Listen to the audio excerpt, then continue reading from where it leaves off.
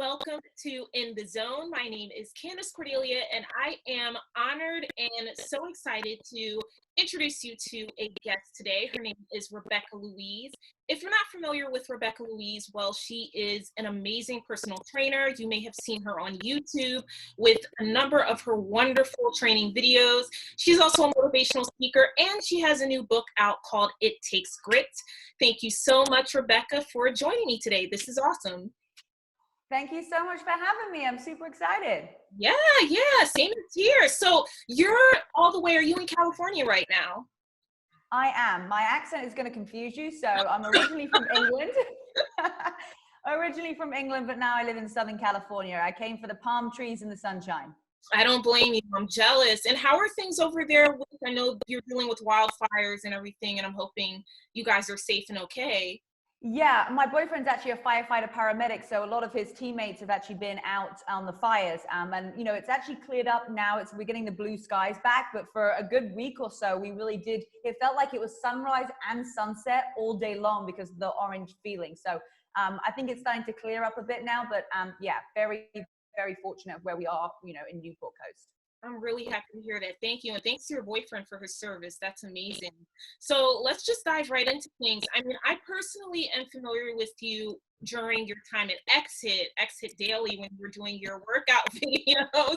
And that actually started my own personal journey working out at home. And since then, I've tracked your progress, and you've come such a long way. And you're one of the premier YouTube fitness trainers and influencers. So for our audiences watching, I would love to know your journey in fitness. How did you start, and what led you to becoming a personal trainer? Well, thank you so much for your support. I mean, Exit, everyone's like, you're the girl from Exit, you're the girl from that channel. So, I mean, it is an amazing experience that I've had. And originally I came to America to get my commercial pilot's license. And I thought, you know, I wanted to travel the world. I wanted to see places. And I thought, you know, being a pilot, like that's how I would be able to do it. Came to America, got my whole license, went back to England, did all the written exams. And then I realized, like, I don't really see myself in an interview to be a pilot. And that's when it was like the wake up call to be like, this isn't exactly what you're going to do. But I'd fallen in love with Southern California because that's where I did my pilot's license. And I was like, you know, I got to find a way to get back there. And so I managed to have a whole bunch of stuff on a resume that I put together to get a visa. It was really hard work. It took a lot of time, but I managed to get myself a visa. And then as soon as I got into the States, I was like, I'm going to use my British accent. I'm going to go for auditions. Hollywood's going to love me. And I thought that it would be, you know, super easy. Well, it turns out it's really not that easy. And there's loads of people with a British accent in Hollywood and Southern California. But what I did do was I got to work straight away, and I went for an audition to be on a YouTube channel. I had no idea what YouTube was. I had always been around sports. I was a South of England field hockey player. I played soccer. I was in the athletics. I was, you know, sports captain at school. So I always had fitness and sport in my body and growing up. And then when I got to be an audition for Exit, this YouTube channel, I was like, this is my one talent, talking and working out at the same time. I can do this all day long. And from that moment, I was like, this is what I was destined to do. So it's been an amazing journey. Wow, that's really cool. And I mean, you talked about sports being such an integral part of your life growing up in England. Can you kind of dive more into that? I mean, what sports did you play as a child in school, and what were your favorite sports? Yeah, so at 3 years old, I went to dance school. So I did ballet, tap, modern, jazz. I mean, my parents have watched me perform on stage. So I feel like, you know, that's where I got my confidence to being in front of a camera or being in front of an audience. And then I played competitive field hockey. So I was a South of England field hockey player. I'm an incredibly competitive player, very passionate, very driven. I played soccer as well, and athletics, and basically anything that I could get my hands on at school, I was going to participate in that. So yeah, it's just something that was, you know, innate in me. And then I feel like bringing those two things together is what's created this, you know, this vision for the future. That's really awesome. And I mean, personal training, you talk about switching and playing sports growing up, and then you moved from England to California, and you had these dreams of being in Hollywood. Where did personal training and really motivating people to live their best healthy lives come from? Where did that switch happen? I think honestly, I've been, I mean, we've all been through things through our life, but I feel like I've just always had this innate drive. And, when I moved to America at 23 years old, I'd never flown a plane before. I'd never, I was living in another country. I moved to London out of my small hometown at 19 years old to work for a bank. I'd gone through an eating disorder. I'd gone through a divorce. I'd gone through being a party animal, toxic relationships. So I just felt like I was able to keep bouncing back. I was able to just keep saying yes. I was just able to keep showing up. And it was a way that, in the workout videos, yes, I'm motivating you to work out, but I think the bigger picture was always motivating you to becoming the best version of yourself, not judging yourself for your past, and just embracing the fact of just getting 1% better every day. But fitness was the way that I could show discipline, because, people work out every single day. How can we create that discipline in our life to work out every day, eat healthy? If we can do that, we can do that in other areas of our life as well, like our personal development and personal growth. So for me, it was just saying yes to every opportunity, figuring out as I went along the way. And then it's evolved into me now being more of a mindset and motivation coach than, yes, the fitness, but it really is, it's 20% fitness, 80% nutrition, but 100% is your mindset. Amen. I like that. And one thing that I noticed throughout all of your workout videos, one, they're short. They're not, a full-on hour-long workout video that I think a lot of people back in the day were so used to and maybe intimidated by in terms of working out. So that's one thing that I find your followers really love, is that they're very short, effective workouts. Where do you get your energy from? Because you, and I'm sure you've heard this a lot, you go through these short workouts, they can be quite intense, but you always seem very bubbly, effervescent, and you're still talking as you're working. And then you read the comments and people are like, I'm exhausted. I don't know where you're getting this energy from. So where does that exactly come from for you? I mean, honestly, I feel like I've got to show up. You got to show up, and people only feel like 25% of your excitement. So if you're at 30%, they're going to feel not a lot. Like, you've got to arrive. You've got to be there at 100%. If you want somebody to be able to finish this workout, you need to be able to encourage them and motivate them to get through right to the end. And so for me, it's like, I got to show up as my best for the people who are watching it, so that they get excited, so that they finish it, and so that they want to do another one. Because yes, the videos are short, but what I've found is that people want to do one video and they're like, I've done one 10-minute one. I'll just do another one. I'll do a 15-minute one. I'm going to add a 5-minute one on. Oh, I'll do one more 10-minute. And before they know it, they've done a 45 minutes of working out and they didn't even realize, just because they're like, oh, give me one more boost. So I just feel like it's my duty to show up and help people, just give them that boost. Because most people, they're feeling down, they're feeling, anxious about something's worrying them. But if we can change your physiological state and get you excited about life, you're going to be excited about doing a workout as well. Mm-hmm. And in terms of showing up, I mean, we're in a global pandemic now, and a lot of us don't know when it's actually going to settle down, or when we get to a place where things seem back to normal.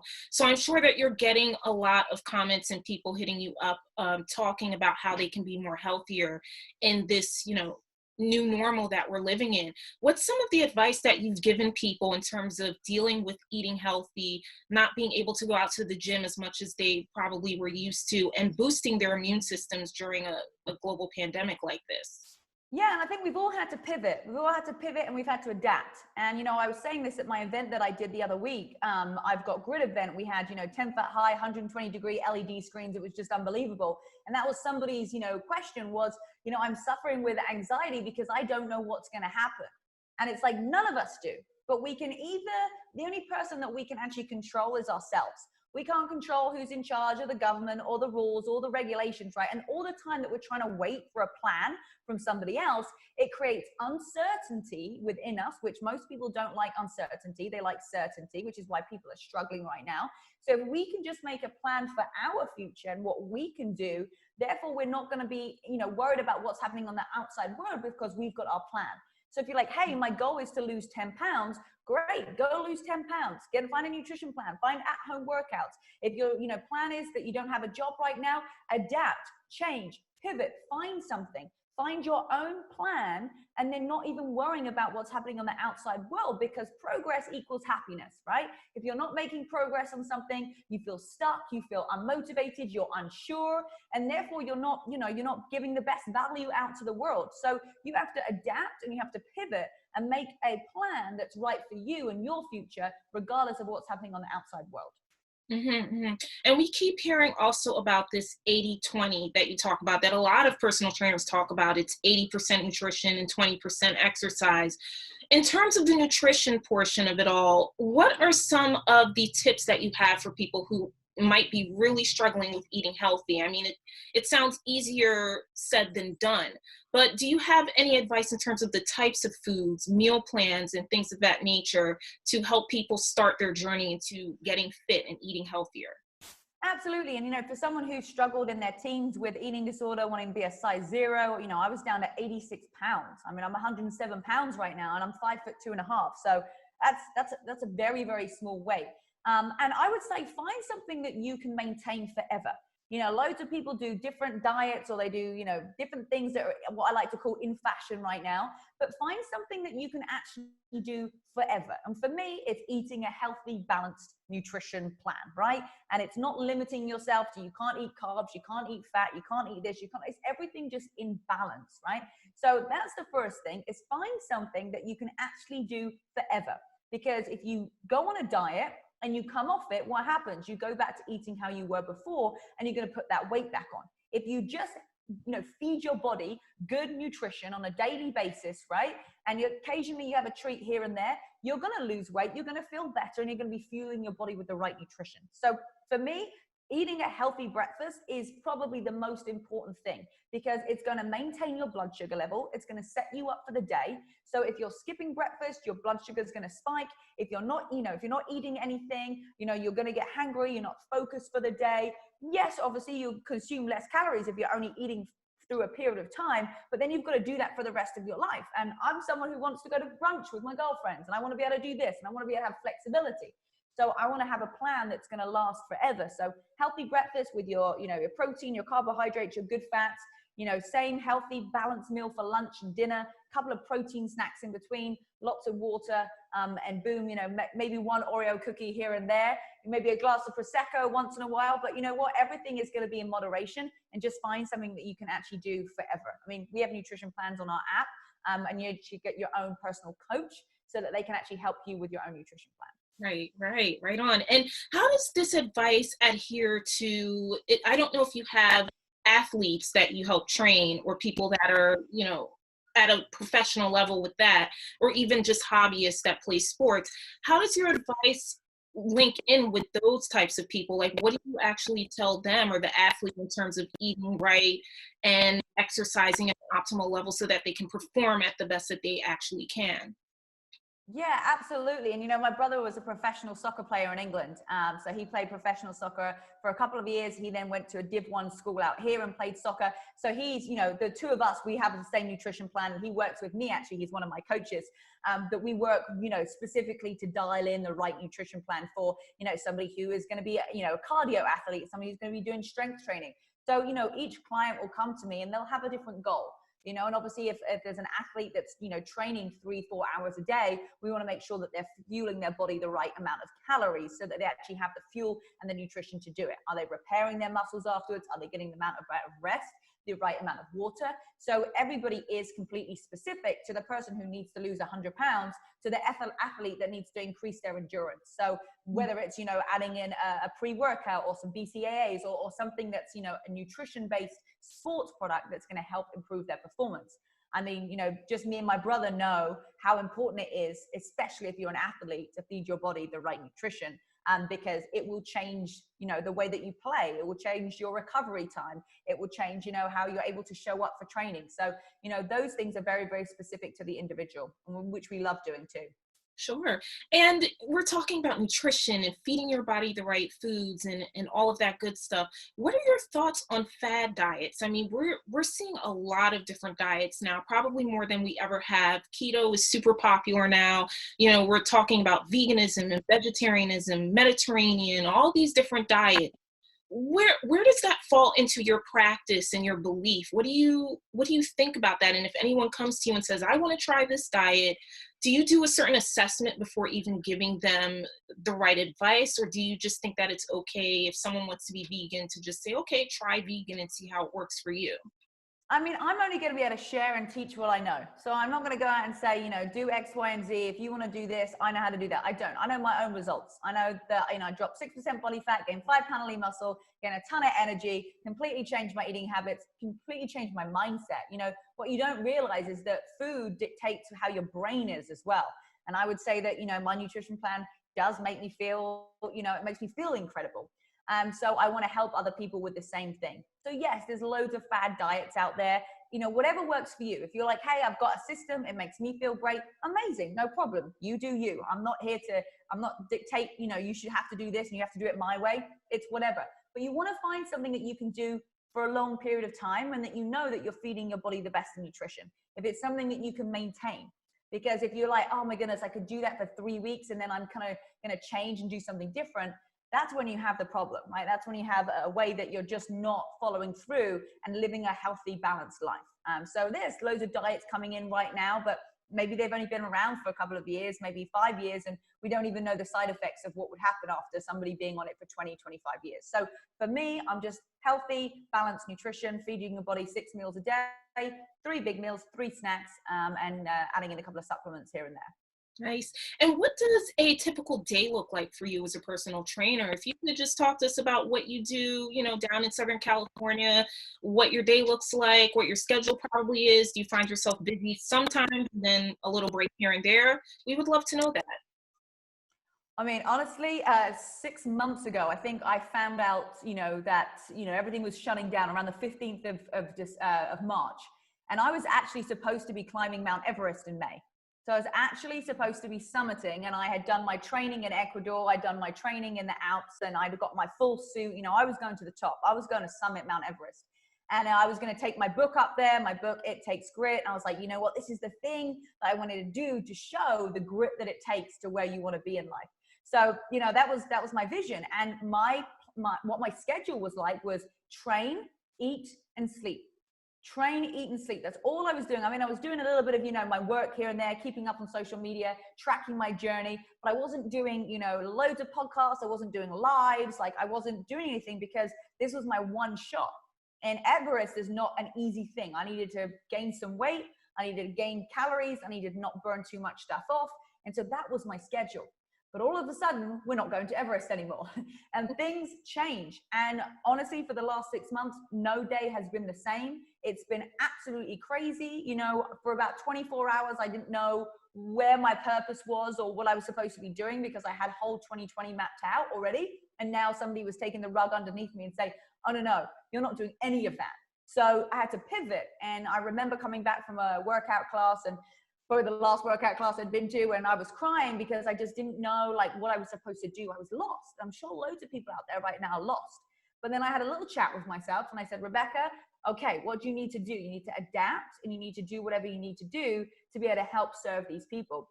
So we started doing live workouts, and I was doing live workouts in May every single day. So for 30 days in a row, live workouts.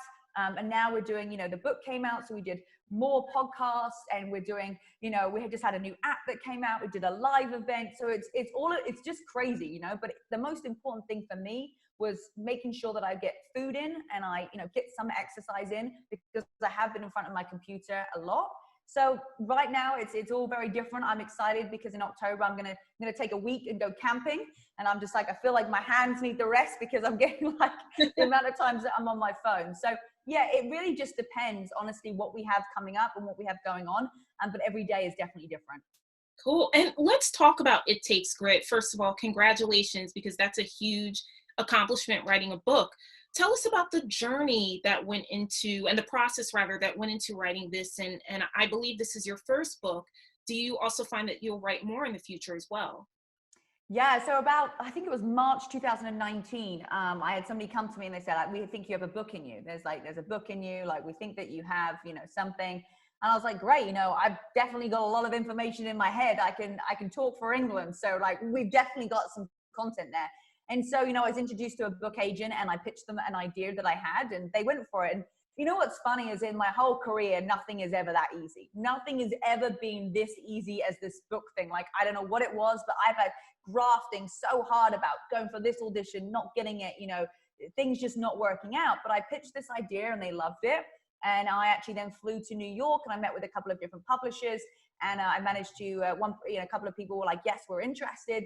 So it was amazing. And then I got to work and I just, honestly, I think I wrote the thing in about 2 months, because I just had, that was my plan, is like every day I would write for 4 hours, because I was like anxious to get it on a piece of paper. I was like, I need to get this out, almost like as I was going to forget. I'm not a procrastinator at all. Like there's nothing, I'm like, okay, I'm writing a book and I'm going to finish it. And then it went through an editor, and she kind of helped me refine it, because, I'm a great writer, but my spelling is absolutely terrible. I'm completely dyslexic at spelling. And then we got that final draft that came around Christmas this year, and the book came out in September. So it's a real, from the start to the end, I think it's 18 months. So 18 months been waiting for this book to come out, and the feedback that I've had so far is just unbelievable. I mean, the thing is that people are saying is light bulb moments. So many just little one-liner things that are like, oh my goodness, I didn't realize that this was what was holding me back. I didn't realize that my mindset and my way that I was thinking was stopping me getting to where I wanted to be. So I'm really excited. Who knows if I'm sure there's going to be more books. There's always more things that I'm learning about myself and how I can help other people. So I'm sure that this is just the beginning. Yeah. And I mean, I saw the pictures of your event that just took place. You look fantastic. It seems like it was a hit and people are really responding well to this. So this seems like an all-around success for you. Yeah, the event was one of the best things I think I've ever done. It was amazing. I mean, we wanted to do a bus tour to go around the US and celebrate the book, but obviously, we can't travel right now. So we're like, no problem. We're going to bring virtually everybody into this room, and it's going to be crazy. We did a workout, we did meditation, we did, breakthrough sessions where people got to meet each other through, Zoom breakout rooms, and we did, mindset work and motivation, and it was phenomenal. I have to say, I have an amazing team around me, but we really did pull off something like, I left that. Normally I'm very critical of myself. I'm like, damn, I should have done this. But I left going, I think we laid it all out there. Like there's nothing else that we can do. So I'm excited to build on that and allow other people to come into the event next time. Mm-hmm. And one thing that I noticed about especially now during the pandemic, your videos, is that you're putting out more content geared towards children. Is that something that you see yourself doing even more of? And how has that experience been? Yeah, that was so fun. We did a couple of live workouts for kids. We did like PE, and that was so fun. That really did like warm my soul. I really did enjoy that. And obviously I've got loads of people that follow me that have kids, and my mum's actually a head teacher of a school in England. And so, yeah, I absolutely love that. I don't know where it's going to evolve to for 2021, but I would definitely like to do some more stuff with children, because that was super fun. It was so cute. It was so sweet. I noticed. And did you find yourself having to tone down a little bit? Like, did your performance change, or did you have to refine it in order to capture the attention of children? Absolutely, definitely. You're speaking to a different crowd. I was slower speaking probably. I used my dogs more. I dressed them up as lions and tigers and had them doing fun stuff. And yeah, we just definitely did make it very child friendly, and it was really fun. And the feedback that we got was phenomenal. That's so great. That's so great. So I would love to know, what are some of the common mistakes that you have found people do in the gym or working out at home? Are there any things that people come to you and say, well, I tried this workout and I pulled this muscle, or I did this, or I'm, in terms of form, are there any things that you've seen people do that you just find are always, just commonplace nowadays? Yeah, and I think, I don't know about you, but when I go to the gym, like I need somebody to either, I either go to a class or I need a trainer. Because you go to the gym and you just walk around. You pick up a couple of things, you put it down, you then go over here, you're on your phone for a bit, and you've left the gym and you're like, I did a workout, but I'm not seeing any results. And like, you probably didn't do enough. Like, honestly, just doing a couple of rows, putting a couple of like leg presses, it's just not going to do it. It's not going to do anything. You need to get your heart rate up. So you need to have a set schedule of what you're actually going to do. So you need to write down, I'm going to do this many reps. I'm going to have this amount of reps. That's what's really important, because if you're just having, 3-4 minute rest in between things, that's too long and you're not actually getting the most out of the workout. So I find that that's where most people go wrong, because they don't know what to do, which is fine. Nobody knows what to do, but just, maybe find a workout. If you like to go to the gym, you want to get out of the house, and you can right now, find a workout, that you can do at the gym, but it's like a follow along as well, because at least that you're staying on time. And with my workouts, we don't really have that much rest. Especially my live workouts, I just go from the next thing to the next. So you're definitely going to get a great workout. But I would find, you know, we all need mentors.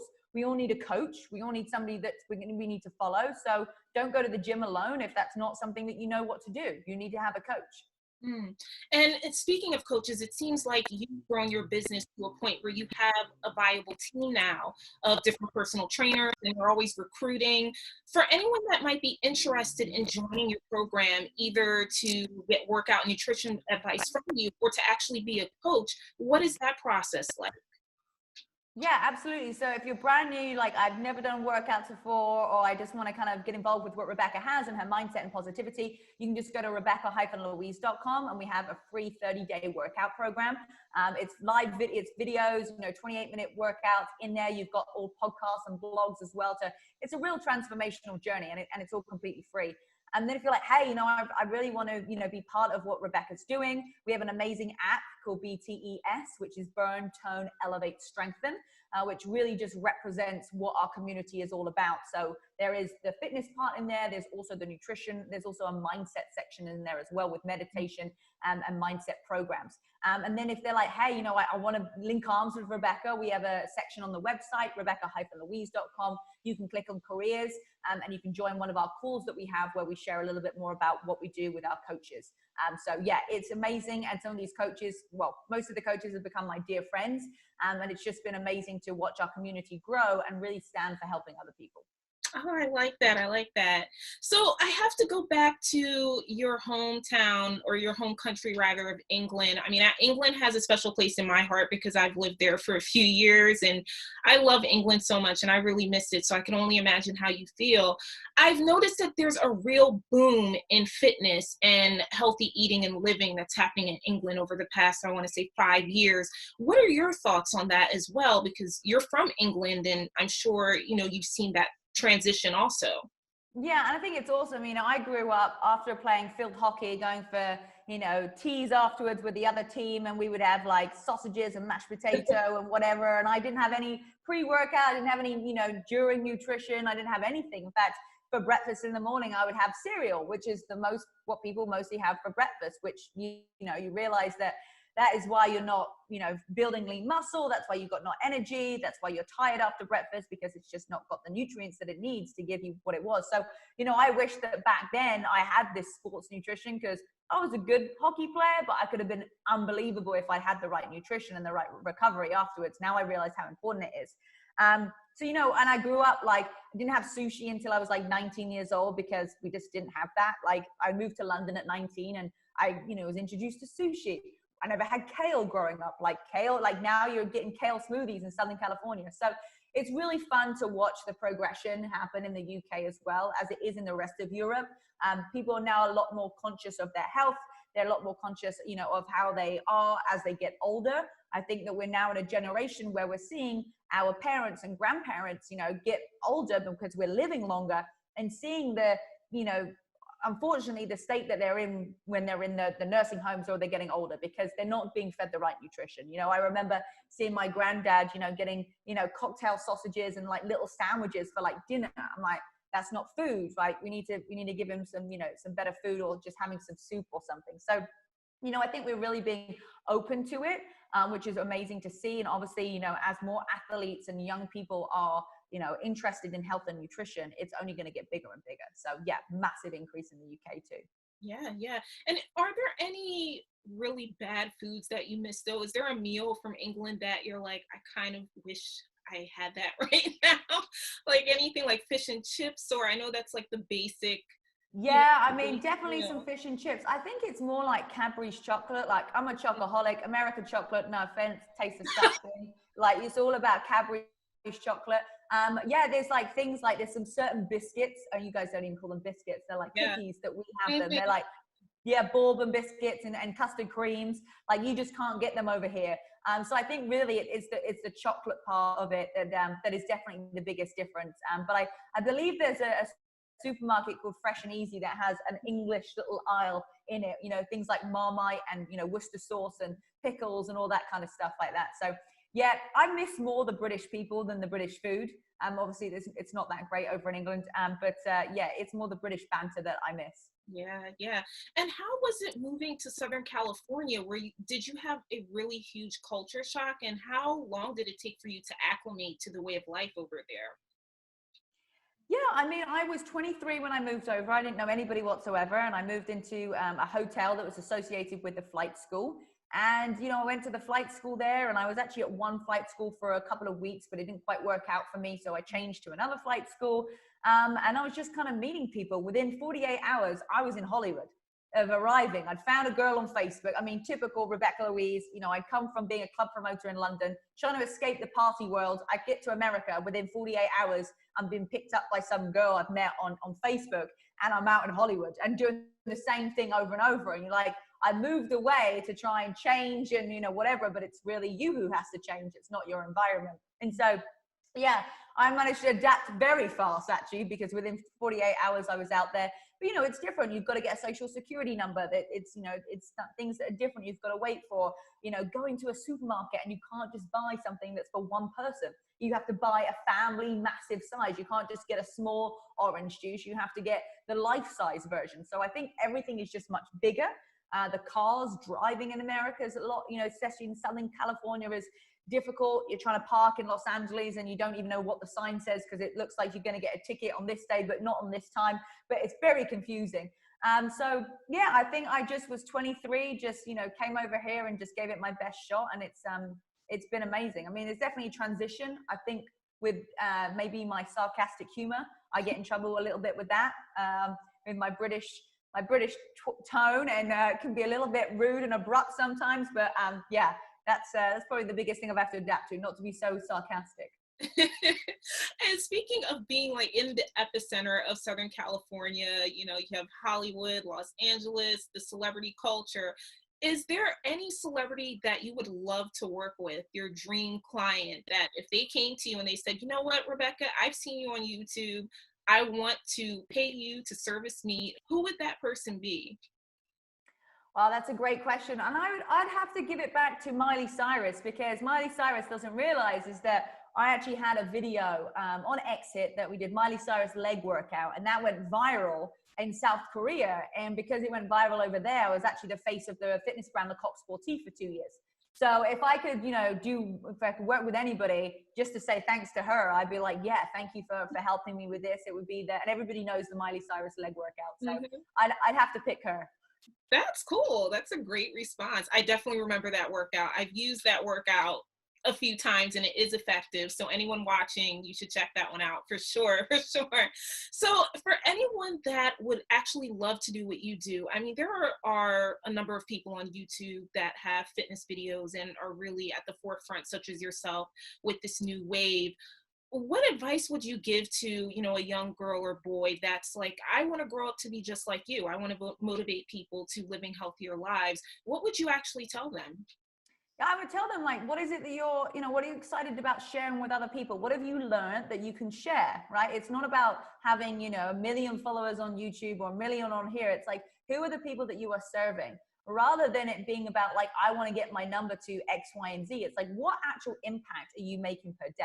Because if you just want to get a big number, if you just want to, you know, be, you know, Insta famous or YouTube famous, right? One, it's not going to fuel your soul, because those numbers will never be big enough for you. And number two, the whole point of, you know, being a fitness person is to help other people, is to inspire them to work out, to move their body, to lose weight, to tone up, whatever it is that they want, to give them confidence. So it's like, hey, what have you gone through right now that you can share with other people? Like, what are you excited about? What are you passionate about? And then when you do get a couple of followers in, look after them. Look after those people. Ask them what it is that they want. What are they looking for? And serve them, rather than thinking about, how can I keep getting new people? How can I keep getting new people? I really like that. And my last question for you is, for anyone having a bit of trouble getting healthy, for the people that, you know, they've probably never eaten vegetables in their life, never had a piece of fruit, but they want to start right now, right today, with everything going on, to being the best person that they can be, both inside and out, what would you tell them to motivate them to starting this new chapter of their lives? Well, first of all, you need to find a coach. You need to find a coach that's going to be able to help you do that and give you the plan. And then second of all, you need to really want to do it. You know, you can drag a horse to water, but you can't make a horse drink the water. It's up to you. So if you really do want to make a change, right, it's your choice. You can. You know, you have to take 100% responsibility with zero excuses. So if you're like, yes, I really do want to make a change, amazing. Take action right now. Go and find yourself a mentor. Go and find yourself, you know, somebody that you follow, that you admire, you know, not just because they have loads of Instagram followers, but because you actually enjoy their philosophy and you can see yourself working with them. And then you want to take action, because we can say all day, you know, do this, do that, but just take a step in the right direction. Just take a step. You don't even have to feel like it's in the right direction. You know, people say, I feel stuck all the time. I feel stuck. You don't feel stuck. You've just stopped. You've just stopped doing something. So take a step forward, to the side, wherever it is, and boom, you're going to get unstuck. You're going to start to make that progress. Mm. Wise words from a very wise woman. Thank you so much, Rebecca. I always leave my interviews giving the platform to my interviewees so they can promote their social media and let people know what they're working on and what they're going to be up to in the future. So right now, here's your chance. Why, thank you so much. Well, you guys can find me on Facebook and Instagram, Rebecca Louise Fitness. You can also find me on YouTube. We have a new workout that comes out every single week, Rebecca Louise. If you want the free 30-day program I was talking to you about at the beginning, just go to rebecca-louise.com. And if you're like, I'm ready, I want to coach, I want to work out, so you know, you can get the app as well, which is BTES. Fit.com, and you can get a 7-day trial. And of course, if you are ready to take your mindset to the next level and you are figuring out where you are right now, where you want to go, and to bridge that gap, the book It Takes Grit is available now on Amazon and all over the website too. Awesome. Thank you so much, Rebecca. This was fantastic. Thank you guys for tuning in. Definitely remember that we are coming out constantly with great new content for In the Zone, both on YouTube and on our website. So stay tuned for more excellent features. And thank you once again to Rebecca for such an amazing interview. Thank you.